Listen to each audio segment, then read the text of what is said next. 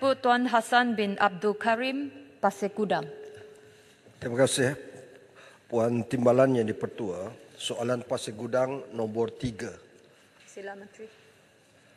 Tuan di-Pertua, untuk makluman ahli yang berhormat, kerajaan telah meluluskan peruntukan projek pengairan sebanyak 3 bilion bagi menjayakan projek penanam padi 5 musim dalam 2 tahun berskala besar dengan menyediakan infrastruktur seperti sistem pengairan dan jalan di kawasan sawah lembaga di kawasan Mada seluas 231,000 hektar kawasan bertanam bagi tempoh sekurang-kurangnya 2 tahun.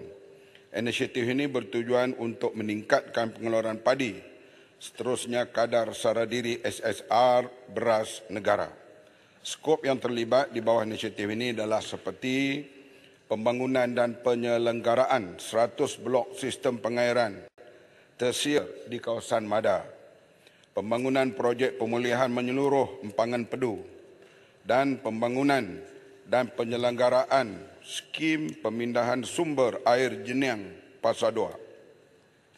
Projek ini akan dilaksanakan berkonsepkan kerjasama awam swasta di mana pembangunan dan penyelenggaraan infrastruktur penanaman padi di kawasan muda ini akan dibiayai sepenuhnya terlebih dahulu oleh pihak swasta.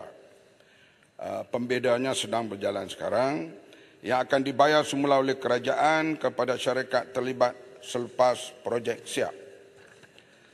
Sehingga 30 September 2023, pelaksanaan inisiatif ini sedang dalam peringkat penilaian perolehan melalui kaedah Request for Proposal yang diuruskan bersama di antara unit kerjasama awam swasta. Jabatan Perdana Menteri, MOF, Kementerian Keuangan, Kementerian Pertanian dan Keterjamian Makanan, MADA dan jabatan-jabatan lain yang berkaitan juga terlibat.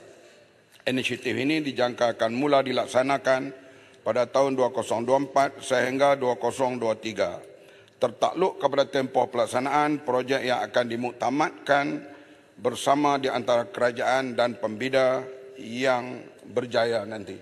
Terima kasih. Pasir Gudang. Terima kasih Puan Timbalan Yang di-Pertua.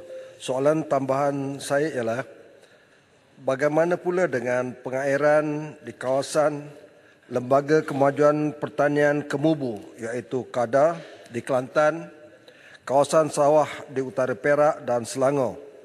Adakah peruntukan bantuan yang sama akan diberikan pada belanjawan tahun-tahun yang akan datang? Terima kasih kepada Pasir Gudang. Dalam satu ucapan Perdana Menteri, dia kata, dia panggil saya Mat lah. Mat ni kerja dia minta duit. Nak cari duit tu aku.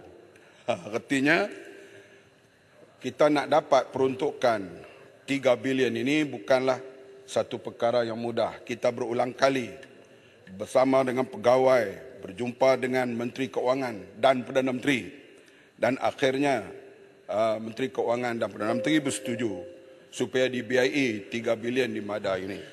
Begitulah juga di Kelantan, di Perak, di Selangor, kita sedang berusaha dan saya akan berulang untuk menyatakan bahawa perlu peruntukan untuk pengairan terutama sekali, khasnya di Sabah dan Sarawak. Perlu kita jadikan Sabah dan Sarawak ini jelapang padi yang kedua setelah kita melihat negeri-negeri utara ini banjirnya berlaku serentak selalunya dalam bulan Disember dan Januari. Oleh itu, usaha kita untuk mendapatkan peruntukan pada masa yang akan datang akan diteruskan.